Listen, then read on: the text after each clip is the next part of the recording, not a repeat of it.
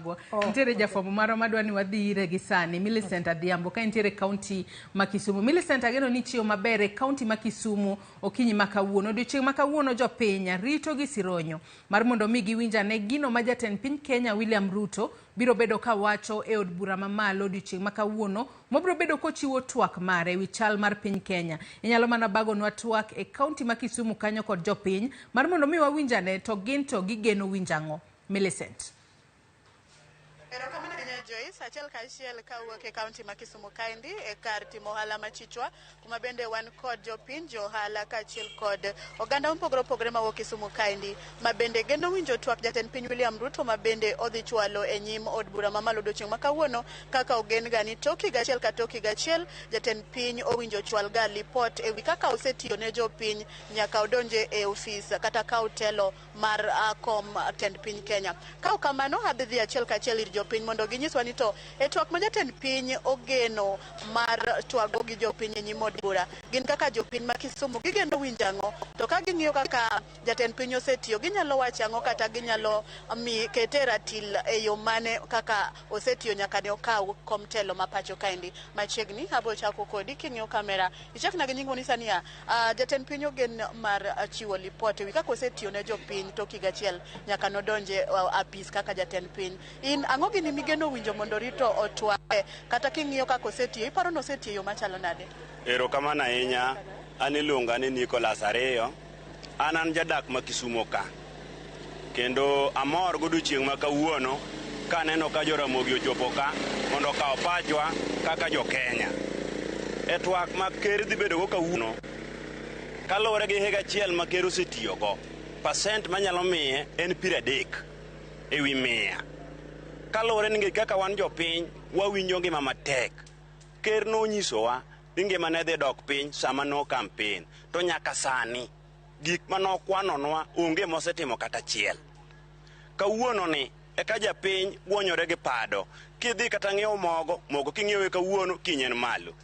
Kidhi e mono e gima mora Kenya ka, ningeche mono ene manyalo miyo kawuono gima nadhi kawo Nairobi adhi akawe yo mayot. Johala hinyore ningeche weche mag mo. En mo mimedo gotieno, en mo mimedo gokinyi, en mo mimedo gotieno. Koro waol kaka jopiny, omiyo wakwayo ker William Ruto ni ka gik manosingo nwa ni ngima dhi dok piny, ang'o mosebedo to gigi medo mana idho. Ka nong'eyo ni gigi ne dhi idho, owe keto ni gokinyi kin kidhi e duka iyudo ka nengo medore. Kiwuotho kidhi ohala e gik mane kaka wan jo mitumba, sana jo mitumba gihinyo kabisa, ningeche wan pok wabedo gi kambi ka, to osechako loro gik mitumba mondo kik donj ka. Wahinyore. Jogo mwawero kuomgi bikonowa ni wabe nengo mar mo baro wandasi. Mono ok wang'eyo ni kaka Ruto gi chir, tafadhali wakwayi ni kiyie wek bedo ni ringo gi ndege oko di 700 to jopiny to hinyore kendo gwonyore kod pado. Lipot mar twak neno igeno winjang'o, ang'o idwa no wach ma? Mokwongo gima adwa nakwongo winj, adwa na winj ni mo dok piny. Mano namba 1, mo. Namba 2, mogo adwa na winj no dok piny. Namba 3, wach mar sikul fee manya winjo ne dhi medore cha odog piny. Namba 4, agombo ni kamoro amora madiang' poe ni timo ohala, gik motimo godo ohala nengo gi bende odog piny.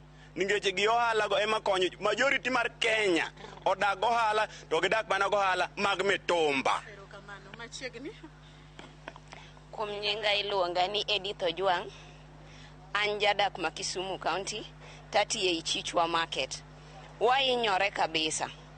Kendo wainyore Kisumu kabisa. Taparo ni gini entiere Kenya mzima. Akwayo ni mondo jatelo William Samoei Ruto duoknwa bech gik moko piny.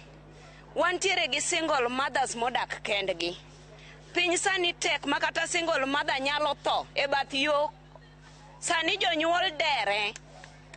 Nyathi janasari tachulo school fee ka Sh6,000 e dwe achiel.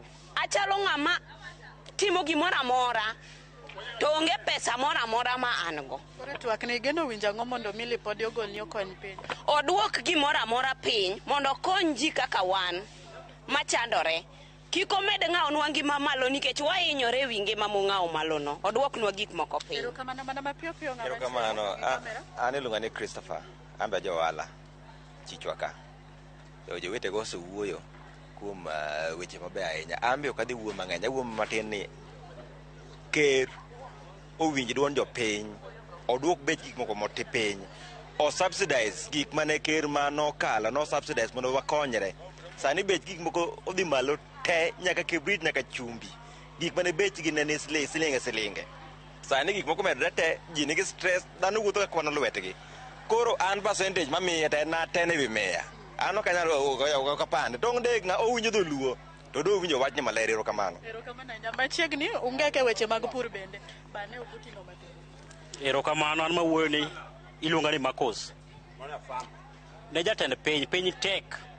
An kaka johala karwa ka wazunge mana nyiewaga. To sani wazunge luor biro ka. Nang'o?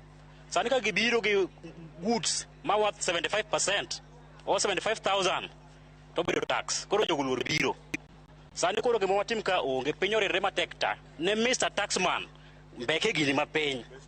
Mr. Suru mbeke gini mapiny. Onjo matek sana. Konye jopiny. Koro twak neno igeno winja ng'o kotono kod kata weche pur kod somo gi gik mamoko. Gi fertilizers manong'isowa ka odwoke gigi piny. Twak ne modhi bedogo ni wawinjo gombo kodwokonwa bech gik moko piny.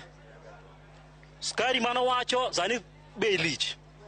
Unga bado iko juu. Na fertilizer tupati hapa Kisumu iko tu huko Eldoret. Koro wan konyalo losonwa gima maber, tunashukuru tu Mungu. Okay, an Alfonso Onyango Okoth, an wuod Kisumu kae. Gima timre gi sirkal ni ma sirkal mamayo ji ga ching. Anyocha gimiya nyaka pesa miluongo ni Hustler Fund. Na default dichiel. Gin gi savings mokadho 2,000 to gituona pesa. Mano sirkal mane? Ten sirkal mane ma imi loan ma pesa ning'eny moingo loan. Sirkal ni onego go piny kabisa. Jatend piny geno winji ang'o athiri matin. Gima winjo kuom jatelo mar piny tumetenga tumefanya. Ang'owa onge gimoro kata achiel motimo. Yowang kabisa. Erokamano. An William Odhiambo Mundi. Mokwongo manifesto mar president mano promise jo Kenya pok ochopo kata achiel. Miyo kawuono ni twak mare gima nyalo wacho onge nikech president ma jamiriambo mamikora. Kata ang'o keto promise onge gima odhi timo. Number 2, nengo mar ngimane malo. Kayande jo Kenya ng'anye street ka president no kowinjo. Polisi emano puoyo kuom nego ganda mag jo Kenya. Nengo mar somo ma nyithindo e skuli ong'aw malo. Tinende ni wachako wawinjo ni ID mayande wakawo nono ni eno dhi bere dhi chulo wadhi chulo siling 2,000 ni kore ka wakawe. Be mo mwaparo ngimo nego bed mayot edhe mo ma president wamedo go ngima ma. Koro tinende ni tang'o modwa dhi discuss modwa dhi keto Kenyans mondo miyo winji. An anyalo miye percentage 3 kende mabatimo ne mna favor nikech gima osekonyo go Kenyans onge kata achiel. Osegolo wa mabor. Weche mag security ber kata mana MP na mana yiero Central ka Joshua Odongo Ron osema security kanene ng'anyo na because of my right nikech ngima ni malo mondo odwok ni japiny ngima piny. Raila Amolo Odinga jatend security jogo mayo security gi to gin jotendwa mane wayiero kaka jopiny odwa ni jo survive nang'o ka onge security tiende ne gini amanego gi. Koro gima nyalo dhi chiko ne ita na winje twak ma president wacho kawuono onge. En president ma jamiriambo gima nyalo mi japiny onge. De ni nyalore gi sani ni. De wagoni ombulo wuogo oko kantie mis mi nyalo gole go kanyo. Ng'amogik. Ilonga ni Eliud Ochola aja ohala mag Kisumu. Gonyo wachio wayudo ujumbe ni ker gini omed ma Kenya kotel ne gi ker ma uru ma gima ok ber ma wanya wacho onge kaka ID manyocha wawilo 100 Kenya shillings 100 sani odok ni iwilo ilose ID mari to ni nyaka chul mana 2,000 yaka mi ID moro onge kaka inyagolo gimoro 100 to dhi 2,000 mano jakuo. Koro onge gima ker osetimonwa malong'o wamedo mana hinyre ngima medo mana idho Tani mahut marwa meto maganda to lor kan no wiro kure. Wakwan mondo wa konyre uru kaka jo Kenya. Gonyo kata kwa winjo news to anendo wadhi meno mana ka ker omedo nwa mana gigi. Nikech Kindiki Kithuri nochem chwadowa kod tong' motho e wang' mag gik manowacho nyoro to gima timre kuber dawe. Erokamano. Erokamano. Mana kama Joyce mago paro mopogore opogore kuom jodak ma Kisumu.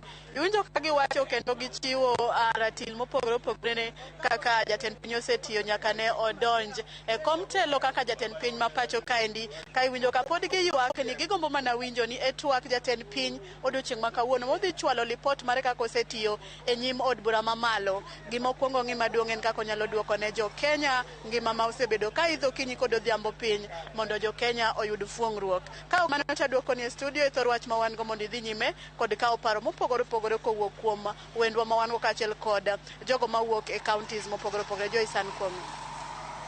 Senta Dhiambo kowuok e kaunti ma Kisumu, wawinjo kanyo